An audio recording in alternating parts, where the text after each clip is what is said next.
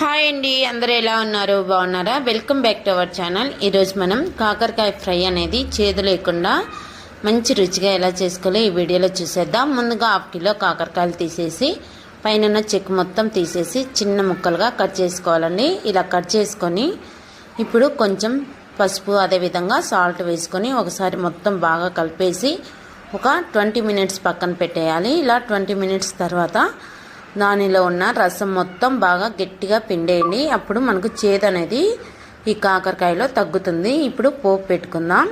ఇప్పుడు ఒక బాండి పెట్టుకొని దీంట్లో 4 టేబుల్ స్పూన్ల వరకు ఆయిల్ వేసుకొని 1 టేబుల్ స్పూన్ వరకు పోపు దినుసులన్నీ వేసుకుని ఎర్రగా వేగిపోయిన తర్వాత సన్నగా కట్ చేసి పెట్టుకుని ఉల్లిపాయ ముక్కలు అదేవిధంగా కరివేపాకు ఎండుమిర్చి ముక్కలు వేసుకొని ఇప్పుడు సన్నగా కట్ చేసి పెట్టుకున్న కాకరకాయ ముక్కలు కూడా వేసుకొని లో టు మీడియం ఫ్లేమ్లో ఎర్రగా వేగేంత వరకు వేపుకోవాలి. ఇప్పుడు పల్లి కారం చల్లుకోవాలండి. అంతేనండి.